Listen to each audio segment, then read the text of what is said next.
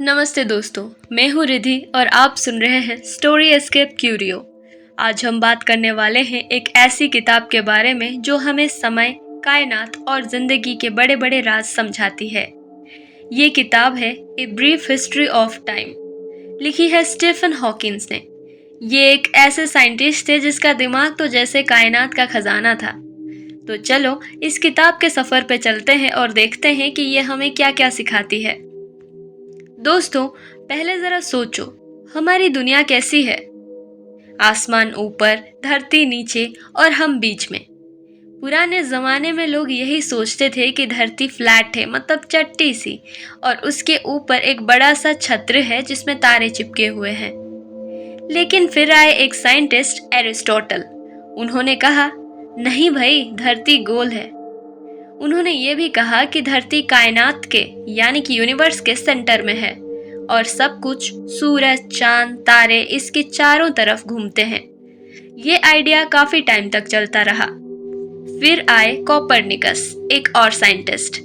उन्होंने कहा, नहीं नहीं, धरती सेंटर में नहीं है बल्कि सूरज सेंटर में है और धरती उसके चारों तरफ चक्कर लगाती है। ये बात सुन के लोगों के दिमाग के तार टूट गए। फिर गैलीलियो और केपलर ने इस आइडिया को और मजबूत किया। केपलर ने कहा, प्लैनेट्स के ऑर्बिट गोल नहीं, थोड़ी ओवल शेप के हैं। मतलब यूनिवर्स के बारे में हमारी सोच धीरे धीरे बदलती गई। फिर आए न्यूटन। ये तो भाई जीनियस थे। उन्होंने कहा, सब कुछ ग्रेविटी से चलता है। ग्रेविटी एक ऐसी चीज है जो हर दो चीजों को एक दूसरे की तरफ खींचती है, जैसे धरती हमें नीचे खींचती है या चांद धरती के पास रहता है। न्यूटन के लॉज ने हमें समझाया कि यूनिवर्स कैसे काम करती है। अब बात करते हैं स्पेस और टाइम की। ये दोनों एक साथ चलते हैं, जैसे एक बड़ा सा जाल। स्टीफन हॉकिंग कहते हैं कि पहले लोग सोचते थे कि स्पेस और टाइम अलग अलग है, लेकिन आइंस्टाइन ने आके ये आइडिया बदल दिया। आइंस्टाइन बोले, भाई, स्पेस और टाइम एक ही चीज के दो पहलू हैं। इसे स्पेस टाइम कहते हैं। ये समझना थोड़ा मुश्किल है, तो एक एग्जाम्पल से समझते हैं। सोचो तुम एक ट्रेन में बैठे हो और ट्रेन चल रही है। तुम्हारे लिए ट्रेन के अंदर सब नॉर्मल है, लेकिन बाहर से देखो तो तुम तेज चल रहे हो। यह है रिलेटिविटी का बेसिक आइडिया। चीजें वैसी नहीं होती जैसे दिखती हैं, बल्कि ये डिपेंड करता है कि तुम कहाँ हो और कितनी तेजी से चल रहे हो। आइंस्टाइन ने कहा कि लाइट की स्पीड हमेशा सेम रहती है, चाहे तुम कितनी भी तेजी से भागो। ये बात बड़ी अजीब लगी लोगों को, लेकिन ये सच है। इससे टाइम भी बदलता है। अगर तुम बहुत तेज चल रहे हो तो तुम्हारे लिए टाइम धीमा हो जाता है। यह है स्पेशल रिलेटिविटी। फिर आइंस्टाइन ने जनरल रिलेटिविटी भी दी, जिसमें उन्होंने कहा कि ग्रेविटी स्पेस टाइम को बेंड करती है। जैसे एक बड़ा सा बॉल एक चादर पे रखें तो चादर थोड़ी कर्व हो जाती है, वैसे ही स्पेस टाइम भी बेंड होता है जब कोई बड़ा प्लैनेट या स्टार हो। हॉकिंग कहते हैं कि ये स्पेस टाइम की वजह से हम समझ पाए कि कायनात कैसे बड़ी हो रही है। ये बाद में डिटेल में बताएंगे, लेकिन अभी समझ लो कि स्पेस और टाइम एक साथ काम करते हैं। अब एक बड़ा सा सवाल, यूनिवर्स कहां से आई और कहां जा रही है? साइंटिस्ट ने टेलीस्कोप से देखा कि दूर के स्टार्स हमसे दूर जा रहे हैं। ये जैसे बैलून फूलने जैसा है। जैसे बैलून बड़ा होता है, उस पे बने डॉट्स एक दूसरे से दूर जाते हैं, वैसे ही कायनात के साथ हो रहा है। यूनिवर्स एक्सपैंड कर रही है। एडविन हबल ने यह डिस्कवर किया कि गैलेक्सीज एक दूसरे से दूर जा रही हैं और जो दूर है वो और तेज जा रही है। इसका मतलब ये हुआ कि यूनिवर्स एक टाइम पे छोटी थी, एक पॉइंट पे शुरू हुई। इस पॉइंट को कहते हैं बिग बैंग। ये एक बड़ा धमाका था जिसमें यूनिवर्स का जन्म हुआ, लेकिन ये धमाका ऐसा नहीं था जैसे बॉम्ब फटता है। ये स्पेस, टाइम, मैटर सबकी शुरुआत थी। हॉकिंग कहते हैं कि बिग बैंग से पहले कुछ नहीं था, न टाइम न स्पेस।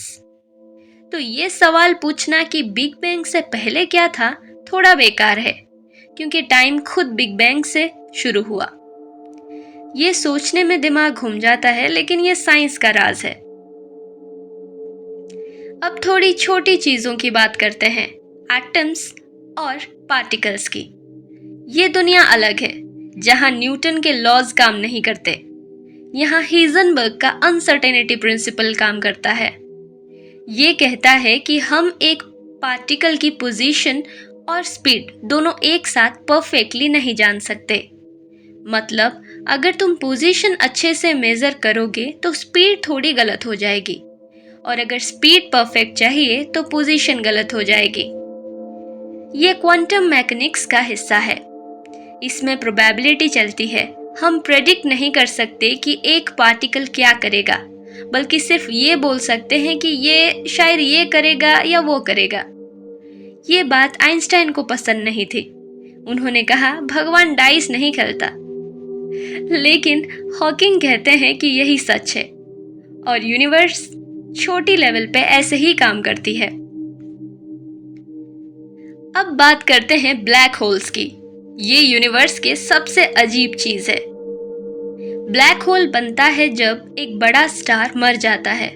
जब स्टार का फ्यूल खत्म हो जाता है तो वो कोलैप्स करता है और इतना छोटा हो जाता है कि उसकी ग्रेविटी गजब की स्ट्रांग हो जाती है। ये इतनी स्ट्रांग होती है कि लाइट भी इससे निकल नहीं सकती, इसलिए इसे ब्लैक होल कहते हैं। हॉकिंग ने ब्लैक होल्स के बारे में एक नई बात बोली।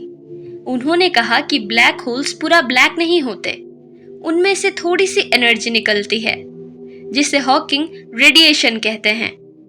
ये क्वांटम इफेक्ट्स की वजह से होता है। इसका मतलब ये कि ब्लैक होल्स धीरे धीरे इवेपोरेट हो सकते हैं और एक दिन गायब हो सकते हैं। ये आइडिया रिवॉल्यूशनरी था और इसने ब्लैक होल्स को और इंटरेस्टिंग बना दिया। अब थोड़ी टाइम की बात करते हैं। हम सब जानते हैं कि टाइम एक तरफ चलता है, फ्यूचर की तरफ। लेकिन क्यों? हॉकिंग कहते हैं कि ये 3 एरोज से समझ में आ जाता है। थर्मोडायनामिक एरो, साइकोलॉजिकल एरो और कॉस्मोलॉजिकल एरो।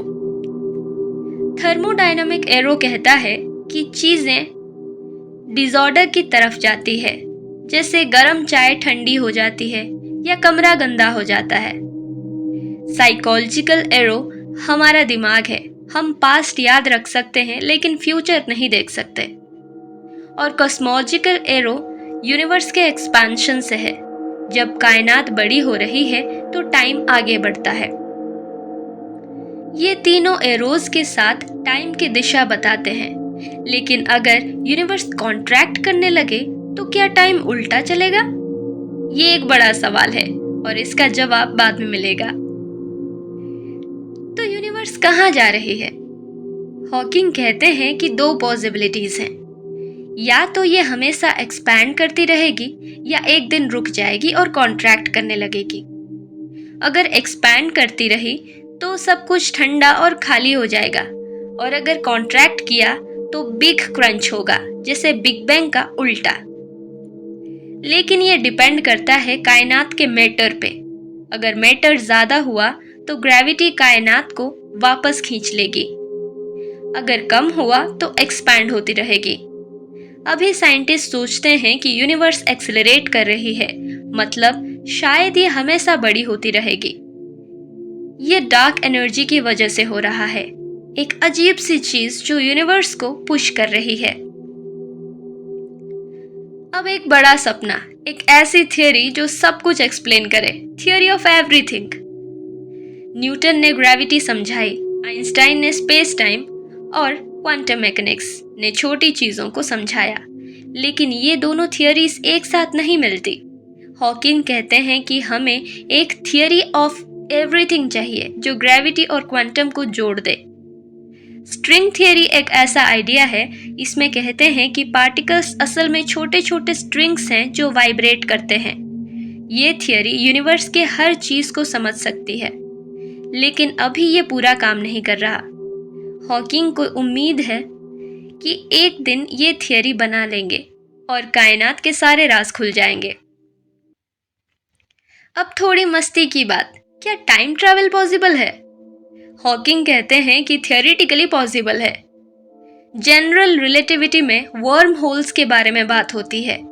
ये स्पेस टाइम के शॉर्टकट्स हैं। अगर हम एक वर्म होल बना सकें तो शायद पास्ट या फ्यूचर में जा सकें, लेकिन ये इतना आसान नहीं। वर्म होल्स को स्टेबल रखना मुश्किल है, और अगर टाइम ट्रैवल हुआ तो पैराडॉक्सेस हो सकते हैं। जैसे अगर तुम पास्ट में जाके अपने दादा को मार दो तो तुम कैसे पैदा होगे? सोचने की बात है। हॉकिंग कहते हैं कि शायद नेचर में कोई लॉ हो जो टाइम ट्रैवल को रोकता हो, लेकिन ये अभी तक मिस्ट्री है। आखिर में हॉकिंग कहते हैं कि यूनिवर्स समझना इंसान का सबसे बड़ा काम है। हम छोटे से प्लैनेट पे रहते हैं, लेकिन हमारा दिमाग यूनिवर्स के आखिरी कोने तक सोच सकता है। ये किताब हमें ये सिखाती है कि सवाल पूछना कभी बंद नहीं करना चाहिए, क्योंकि हर सवाल का जवाब हमें एक नई दुनिया दिखाता है। तो दोस्तों, ये थी a brief history of time की कहानी। थोड़ा दिमाग घूम गया ना, लेकिन मज़ा आया होगा।